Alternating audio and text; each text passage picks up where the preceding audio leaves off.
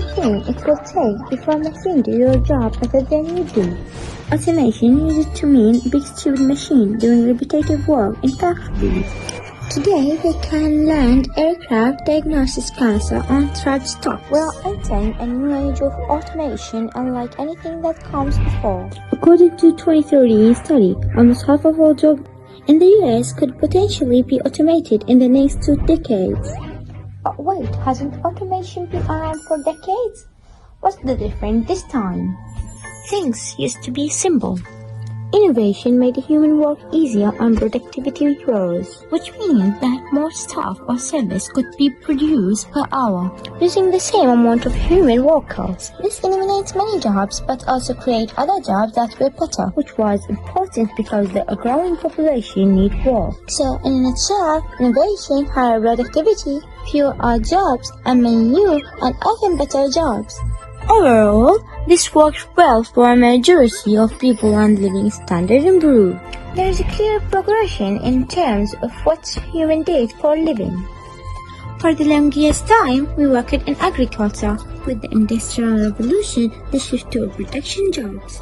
And as automation becomes more widespread, humans shifted into service jobs. And then, only a few moments ago in human history, the information age happened.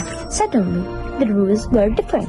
Our jobs are now being taken over by machines much faster than they were in the past. That's fine, of course, but innovation will clearly save us, right? While new information age industries are booming, they are creating fewer and fewer new jobs. In 1979, General Motors employed more than 800,000 workers and made about $11 billion.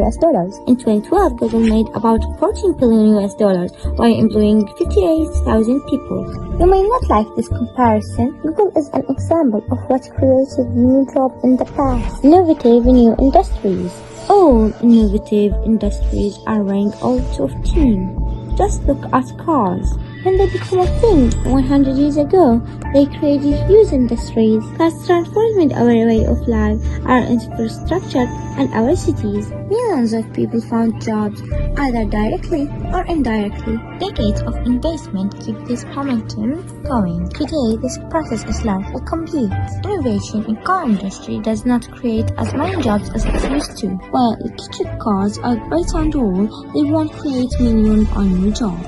But wait, what about the internet? Some technologists argue that the internet is an innovation on a par of the introduction of electricity.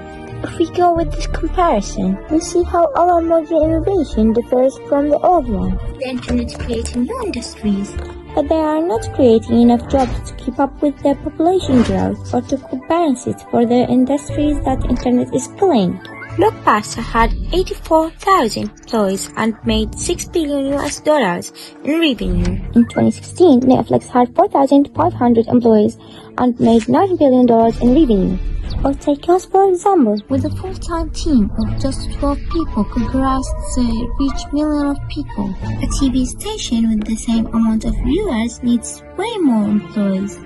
Innovation in the information age doesn't equate to the creation of enough new jobs, which would be bad enough on its own, but now a new wave of automation and a new generation of machines is slowly taking over. To understand this, we need to understand ourselves first. Human progress is based on the division of labor. As we advanced over thousands of years, our jobs become more and more specialized.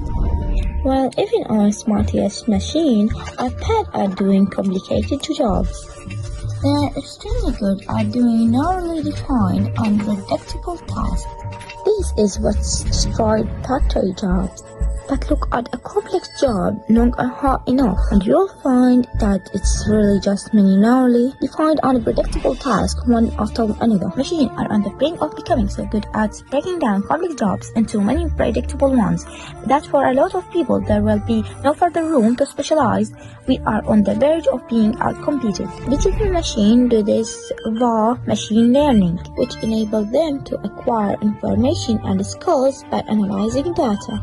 This makes them become better at something through the relationship they discover. Machines teach themselves. We make this possible by giving a computer a lot of data about the thing we want it to become better at. Show a machine at the thing you bought online, and it will slowly learn what to recommend to you so you buy more things. Machine learning is now meeting more of its potential because in recent years, humans have started to gather data about everything: behavior, weather patterns, medical recorder, communication system, travel data, and of course, data about what we do at work. What we create by accident is a huge library machine can use to learn how humans do things and learn to do them better. This digital machine might be the biggest job killer of all.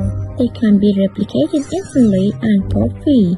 When they improve, you don't need to invest in big metal things. You can just use the new code. And they have the ability to get better fast.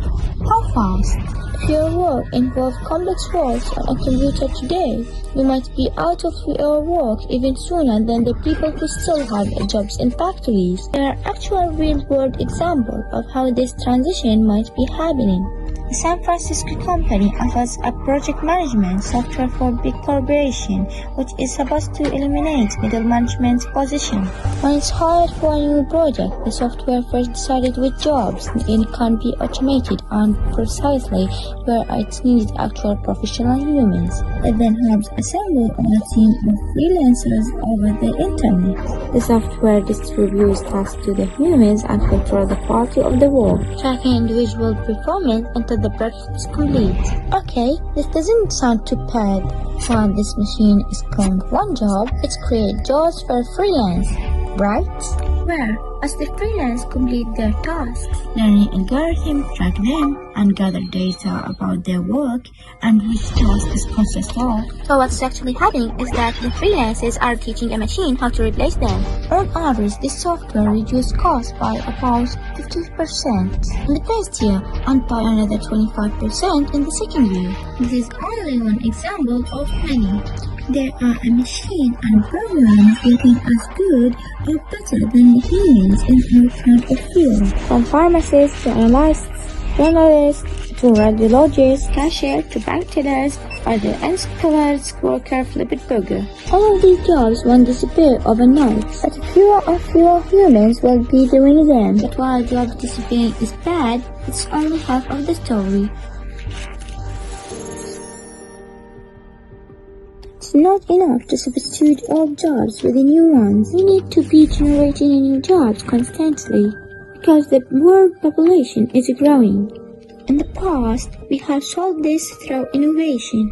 But since 1973, the generation of new jobs in the US has begun to shrink. In the first decades of 21st century was the first one where the total amount of jobs in the US did not grow for the first time.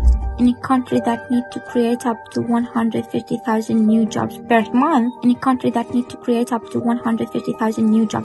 just to keep up with population growth, this is a bad news. This is also starting to affect standard of living. In the past, it was seen as obvious with the rising productivity, more and better jobs would be created, but the number tells a different story. In 1998, U.S. workers worked a total of 194 billion hours. Over the course of the next 15 years, their output increased by 42%. But in 2013, the amount of hours worked by U.S. workers was still 194 billion hours. What this means is that despite productively growing drastically, thousands of new businesses opening up and the U.S. population growing by over 40 million, there was no growth at all in the number of hours worked in 15 years. At the same time, wages for university graduates in the U.S. have been declining for the past decades, while up to 30% of new graduates are forced to take on jobs that don't require a degree.